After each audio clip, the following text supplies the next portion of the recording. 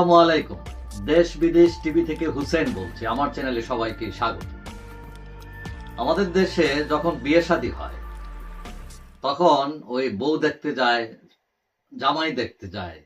তখন ওই যে গায়ের রং সুন্দর আছে কিনা, তারপরে লম্বা কিনা, চুল লম্বা কিনা, মানে বিভিন্ন জিনিস পরখ করে দেখা হয়, তার ডিগ্রি আছে কিনা।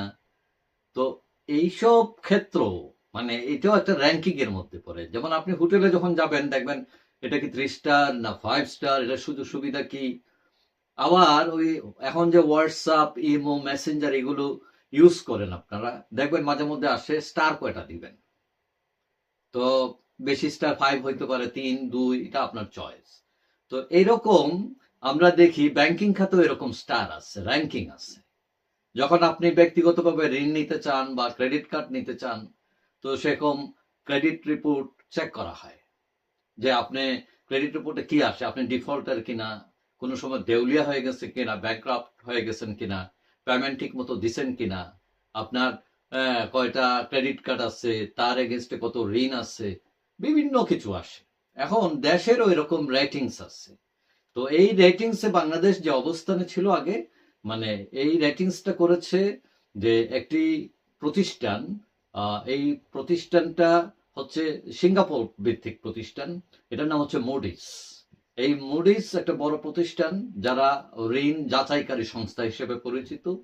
তো তারা আগে যে রেটিং দিয়েছিল সেটা হলো B1, কিন্তু এটা কমিয়ে এখন B2 তে দিয়ে দিছে বাংলাদেশকে। অর্থাৎ রেটিংস কমেছে বাংলাদেশের। সোজা কথা তো স্টার কমে গেছে। তো এখন কেন কমাই দিছে তারও ব্যাখ্যা দিছে তারা। মানে বলছে যে বাংলাদেশের অর্থনীতি আগে ছিল স্থিতিশীল, কিন্তু এটা নেতিবাচক। তো নেতিবাচক কি কারণে? মানে এখানে ঝুঁকি তৈরি হয়েছে, বিশেষ করে এই শেখ হাসিনা সরকার ফল করার পর, এবং প্রবৃত্তির যেটা গ্রোথ, এটা নিম্নমুখী। এবং তারা বলছে নগদ অর্থেরও সংকট তৈরি হবে, হচ্ছে, অর্থাৎ লিকুইডিটি ক্রাইসিস যেটা। এবং আমাদের সমাজে সামাজিক অস্থিরতা বাড়ছে, রাজনৈতিক অস্থিরতা বাড়ছে, এবং তাতে ঝুঁকি বাড়ছে। এবং তার পাশাপাশি আমাদের যে রিজার্ভের কমতি আছে, এবং সরকার যে এজেন্ডা বাস্তবায়ন করবে সেই এজেন্ডা বাস্তবায়নে অনিশ্চয়তা আছে। তো এইসব বিষয় কারণে তারা রেটিংস কমিয়ে দিয়ে দিচ্ছে। তো কমিয়ে দিলে অসুবিধা কি? মানে যখন কোনো ঋণ, ওই ব্যক্তিগত যেরকম ঋণ, দেশের বিভিন্ন কিছু, তখন ওই রেটিংসটা বিবেচনা করা হয়। তো এখন তারা বলছে যে রপ্তানি ঝুঁকির কথা বলছে, কিন্তু আমরা দেখলাম যে গত মাসে 21% বেশি রপ্তানি হয়েছে। সুতরাং তারা কিভাবে এটা ক্যালকুলেশন করেছে আমরা জানি না। এবং তবে এটা ঠিক আর্থিক খাত দুর্বল হয়েছে এবং এটা মাথা তুলে দাঁড়ানোর চেষ্টা করছে। তবে বিভিন্ন দেশে এরকম ক্রাইসিস হইতে পারে। যেমন আমরা দেখি ইসরায়েল কিন্তু অনেক উন্নত একটা দেশ।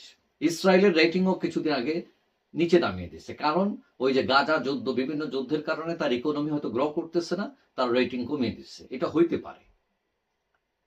তো এখন আমাদের দেশে এখন অনেকে বলছেন যে এই রেটিং কমিয়ে দিয়ে আমাদের কি হবে এখন।